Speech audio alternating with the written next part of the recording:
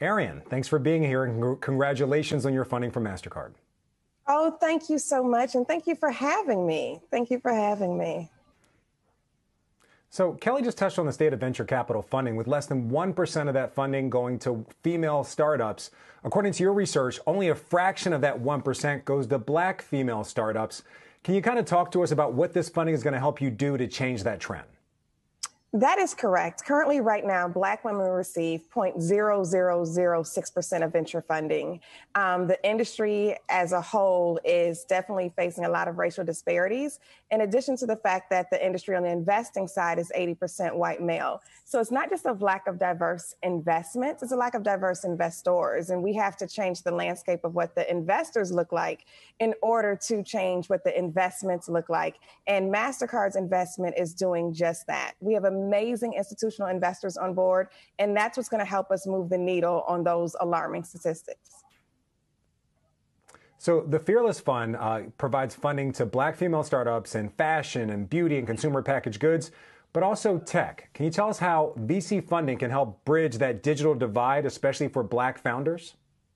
Oh, yes. Oh, my gosh. VC funding is needed to bridge that digital divide.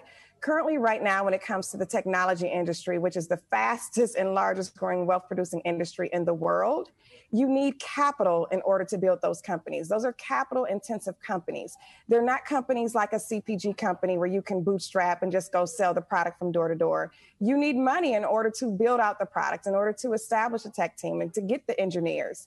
You need the capital in order to do that. So yes, it's definitely needed, and it's definitely helping to bridge that divide.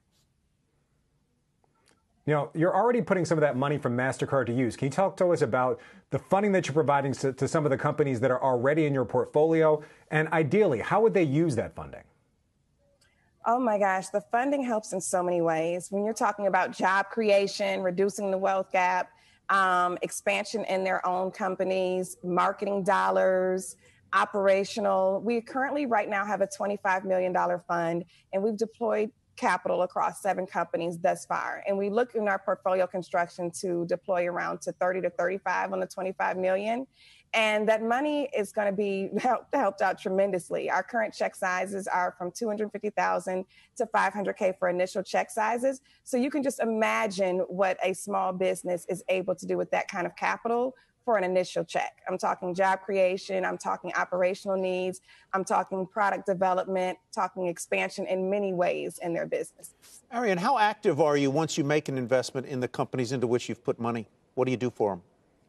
Oh my gosh, we are very active. We don't run a formal incubator or accelerator, but we are very much so a strategic partner and hands-on type of investor. We pair all of our founders up with Fortune 500 companies, and the relationship works 360. The Fortune 500 company loves it because they look at our founder as a potential acquisition. Our founder loves it because they look at the Fortune 500 company for C-suite level expertise, advice, and mentorships. And we, of course, as investors love it because it's a potential exit for us. So we provide strategic partnerships in that way with corporations.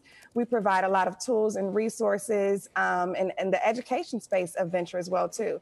We also run a program called Get Venture Ready. So we're very much so hands-on investors through this process.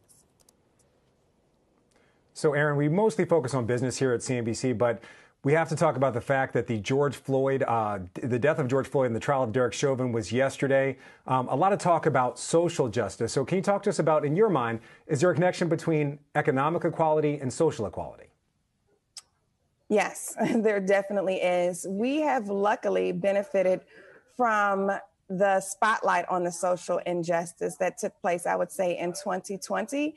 These issues are definitely unfortunate. They're definitely alarming. They are definitely, honestly, disturbing.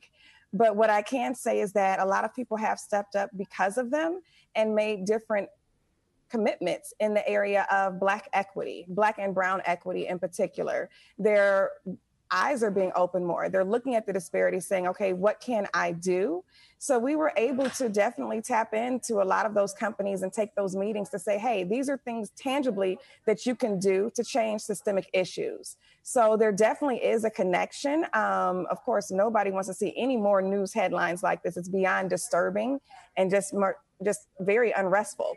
But there is definitely a connection. And at the end of the day, it has to happen. People have to fight for equity. We have to live in an equitable economy because people cannot, and I've heard this quote many times in the news when it comes to social injustice, but people can't argue for equality from a subservient position. So you have to bring something to the table in order to even have a negotiation, to bargain for something.